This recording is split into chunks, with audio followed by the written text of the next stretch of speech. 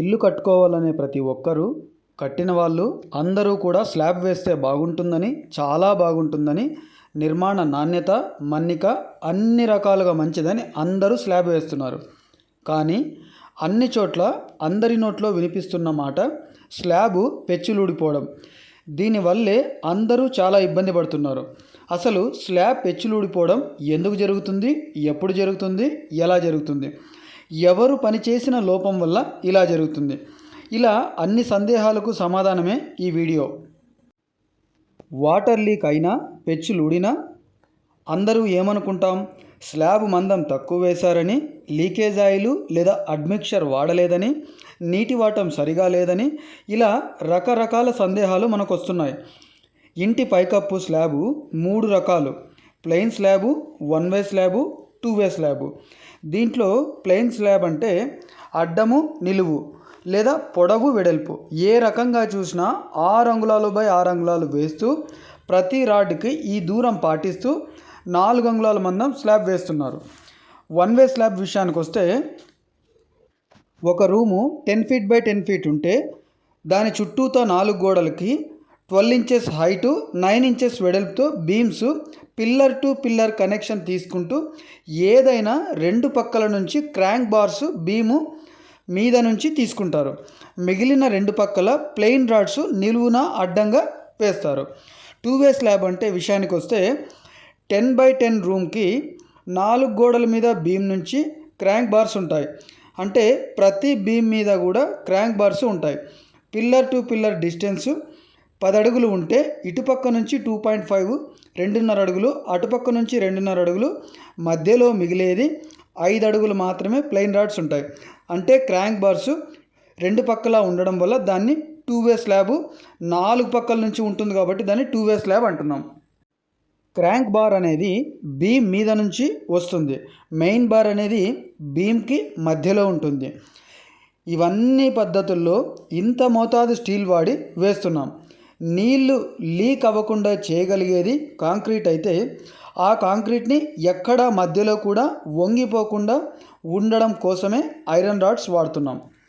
Slab మందము ఏ రకమైన slab విధానానికైనా 4 నుంచి 6 అంగుళాల వరకు వేస్తున్నారు. ఇంత మందము, ఇంత జాగ్రత్తగా, ఇంత పకడ్బందీగా వేసినా నీళ్లు లీక్ అవుతున్నాయి అంటే ఒక్కసారి చేసి వదిలేస్తున్నాం, కానీ దాని మెయింటెనెన్స్ పట్టించుకోవడం లేదు. మనం రోజు తిరిగే బైక్కి కనీసం 3 నెలలకు ఒకసారైనా సర్వీస్ చేస్తున్నాం. అలాగే స్లాబ్ కూడా కనీసం 7 నుంచి 8 సంవత్సరాలకు ఒకసారైనా మెయింటెనెన్స్ చూసుకోవాలి. పెచ్చులు ఊడిపోయిన తర్వాత కింద బ్రష్ బాండ్ లాంటివి, అల్ట్రాటెక్ లాంటివి ఏదైనా సరే పూసి సీలింగ్ చేస్తున్నారు. గుర్తుపెట్టుకోండి సార్, నీళ్లు పైనుంచి కిందకే వస్తాయి కాబట్టి కింద ట్రీట్మెంట్ కంటే కూడా పైన నీళ్లు ఎక్కడి నుంచి దిగుతున్నాయో లేదా లీక్ అవ్వడానికి దారి ఎక్కడ ఉందో అది గుర్తించి అదంతా ట్రీట్మెంట్ చేస్తే అదే దానికి పర్మనెంట్ సొల్యూషన్. వాటర్ లీకేజ్ ఎక్కడుందో గుర్తించి ఆపలేకపోతే ఎన్ని ప్రయత్నాలు చేసినా, ఎన్ని కాస్ట్లీ పెయింట్స్ వేసినా అవన్నీ కూడా మన డబ్బును వృధా చేయడమే తప్ప వేరే ఏ రకంగానూ మనకు ఉపయోగపడదు. సార్, చాలామంది ఏమనుకుంటామంటే మేము లీకేజ్ ఆయిల్ వాడాము, లేదా అడ్మిక్చర్ వాడాము, మంచి మంచి బ్రాండ్స్ వాడాము, హెవీ రాడ్స్ వేసాము, కాంక్రీట్ మందంగా వేసాము, వైబ్రేటర్ యూజ్ చేసాము అని అనుకుంటారు. ఇవన్నీ వాడినా, ఎంత బాగా వేసినా ఒకసారి వేసి ఎండిపోయిన స్లాబ్ అంటే కొన్ని సంవత్సరాలు వదిలేసిన తర్వాత ఆ స్లాబ్ కూడా దాహం వేస్తుంది. వర్షం వచ్చిన ప్రతిసారి నీళ్లను పీల్చుకుంటూ ఎక్కువైతే కిందికి వదిలేస్తుంది. అలా వచ్చిన తర్వాతే ఐరన్ రాడ్స్ చుట్టూ తేమ వాతావరణము, ఆ స్లాబు తడిగా ఉండడం వల్ల తుప్పు పట్టడం మొదలైన తర్వాత రాడ్డు పొరలుగా ఊడిపోతుంది. అప్పుడే పెచ్చులు ఊడిపోవడం మొదలవుతుంది.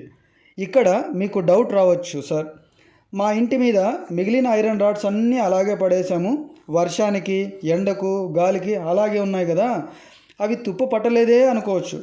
వర్షం వచ్చినప్పుడు రాడ్స్ తడిసి మళ్ళీ డ్రై అయిపోతాయి. ఆ రాడ్స్ మహా అయితే హార్డ్ అవుతాయే తప్ప పూర్తిగా అంత తొందరగా తుప్పు పట్టవు.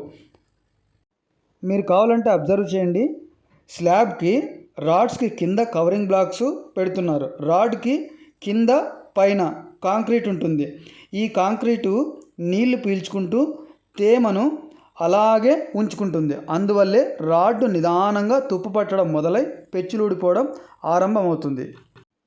కాంక్రీటు మధ్యలోనే రాడ్స్ ఎందుకు ఉంటున్నాయంటే, ఏ రకంగానైనా సరే నీళ్లు చెమ్మ దిగినా నీళ్లు తగిలినా అవి ఆ చెమ్మంతా పీల్చుకొని రాడ్ దగ్గరకు వచ్చే లోపలే డ్రై అయిపోతుందనే కారణం చేత, ఏ రకంగానూ వాటర్ టచ్ అవ్వకూడదనే కారణం చేత మాత్రమే కేవలం ఐరన్ రాడ్స్ అన్నీ కూడా ఇన్ని రకాల జాగ్రత్తలు తీసుకొని మధ్యలో పెడుతున్నాం. అంతెందుకు, నీళ్ళలో ఉతికిన బట్టలు ఎండలోనే ఇంటి బయటే ఆరేస్తాం. పొరపాటున బాత్రూంలో తడిగా ఉన్న టవల్ మర్చిపోతే ఆ సాయంత్రానికో లేదా మరుసటి రోజో దాని వాసన వేరేలాగా ఉంటుంది. అదే ఇంటి బయట ఆరేసిన బట్టలు ఎలాంటి వాసన రావు. ఒకసారి నీళ్ళల్లో ఉతికిన బట్టలు తడి ఆరిపోవడానికి కనీసం 5-6 గంటల సమయం పడితే, అదే 6 అంగుళాలు మందం ఉన్న స్లాబ్ మీద ఏడాదిలో 3 నెలలు వర్షాకాలంలో బాగా నీళ్ళని పీల్చుకుంటే ఆ తడి ఆరడానికి ఎన్ని రోజులు పట్టాలి సార్? ఇవే కాకుండా వాటర్ ట్యాంక్ నిండిన తర్వాత స్లాబ్ మీద నీళ్లు రాకూడదని ఇంటి బయటికి పడేలాగా పైప్స్ పెట్టుకుంటున్నాం. ఎంత వర్షం వచ్చినా ఆ తర్వాత అయినా ఎంత ఎండ పడినా 40-60% మాత్రమే నీరు ఆవిరవుతుంది. కనీసం 40% మన స్లాబ్ పీల్చుకుంటుంది. స్లాబ్ ఎందుకు పీల్చుకుంటుంది? ఇది ఆర్సీసీ కదా అని మీరు అనుకోవచ్చు సార్. నీళ్లు పీల్చుకోకపోతే ఏ రాడ్డు ఎప్పటికీ తుప్పు పట్టనే పట్టదు. ఇవన్నీ కాకుండా water tank pipes, taps, waste pipes వీటిల్లో కూడా జాయింట్స్ సరిగా వేస్తూ వీటి నుంచి ఎప్పుడు ఎక్కడ లీకేజ్ అనేది లేకుండా అవ్వకుండా కూడా చేసుకోండి. ఇంకా కొంతమందికి స్లాబ్ అయితే పెచ్చులు ఊడిపోతుంది కదా అని, తీరు బండ అయితే ఈ సమస్య ఉండదు, ఎప్పటికీ రాదు కదా అని అనుకుంటారు. సార్, ఒక చిన్న విజ్ఞప్తి ఏమంటే, తీరు బండ మీద వేసే స్లాబు పెచ్చులు ఊడిపోకపోవచ్చేమో కానీ చాలామంది ఇంటి పైకప్పుని వాటర్ లీకేజ్ అవ్వడం మాత్రం ఆపలేకపోతున్నారు. తీరు బండ మీద అంటే యాంగ్లేర్ మీద వేసే స్లాబ్ అయినా కంప్లీట్ స్లాబ్ అయినా నీళ్లు పీల్చుకోక తప్పదు. ఆ తర్వాత లీక్ అవ్వక తప్పదు. ఇదేది జరగకూడదంటే ప్రతి ఇంటి పైకప్పు మీద ఎక్కడా నీళ్లు నుంచోకుండా చూడాలి. ఏ స్లాబ్ మీదైనా నీళ్లు నుంచున్నా అయితే అవి ఆవిరైపోవాలి, లేదా స్లాబ్ అన్నా పీల్చుకోవాలి. అంటే కొంత ఆవిరి అవుతున్నాయి, కొంత స్లాబు పీల్చుకుంటుంది. స్లాబు పీల్చుకున్న ప్రతి నీటి చుక్క ఏదో ఒక రోజు కిందికి వదలక తప్పదు. స్లాబ్ పెచ్చులు ఊడిపోక కూడా తప్పదు. సార్, పెచ్చులు ఊడిపోవడానికి కారణము కింద ట్రీట్మెంట్ చేసినంత మాత్రాన అది ఆ క్షణం మనకు నీట్గా కనపడొచ్చేమో కానీ లీకేజ్ని మాత్రం ఆ ప్లేస్ నుంచి ఇంకో ప్లేస్కి ఖచ్చితంగా షిఫ్ట్ అవుతుంది. నీళ్ళ లీకేజీ ఎక్కడి నుంచి అవుతుందో ఇదంతా కూడా ఐడెంటిఫై చేయడానికి చాలా ఇబ్బంది ఉండొచ్చు.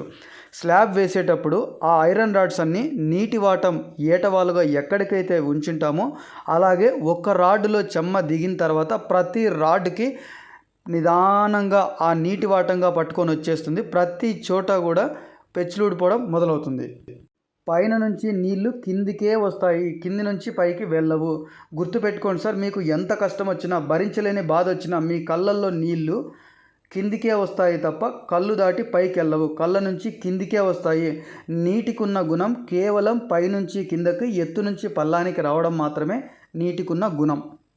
అందుకే ఇలాంటి పరిస్థితులన్నీ అబ్జర్వ్ చేసిన తర్వాత ప్రతి 7 నుంచి 10 సంవత్సరాలకు ఒకసారైనా వాటర్ ప్రూఫింగ్ పెయింట్స్ మరియు కూల్ పెయింట్స్ ఏదైనా మీకు తెలిసిన, మీరు నమ్మదగిన, ఇంతకుముందు ఎవరైనా దాన్ని వాడి ఫలితాలు బాగుంటే ఏ కంపెనీ అయినా మీకు అందుబాటులో ఉండేది వేసుకోండి. స్లాబ్ లోపలికి నీళ్లు దిగకపోతే పెచ్చులు ఊడిపోవడం ఎప్పటికీ జరగదు. ఇంతకుముందు మా వాళ్ళు ఇల్లు కట్టారు, ఎన్ని సంవత్సరాలైనా ఇలాంటి కంప్లైంట్ రాలేదు కదా అని అనుకోవచ్చు సార్. ఒకప్పుడు మన పూర్వీకులు పెద్దవాళ్ళు పండగని, ఇంటి దేవుడని ఇలా రకరకాల సందర్భాలతో ఏదో ఒక కారణం వల్ల ప్రతి సంవత్సరం ఇంటికి సున్నం వేయడం, ఇంటిపైన చౌడు, మట్టి లాంటిది ఇలాంటివి వేసేవాళ్ళు. అంటే ప్రతి సంవత్సరానికి ఒకసారి మెయింటెనెన్స్ అనేది చేసుకునేవాళ్ళు.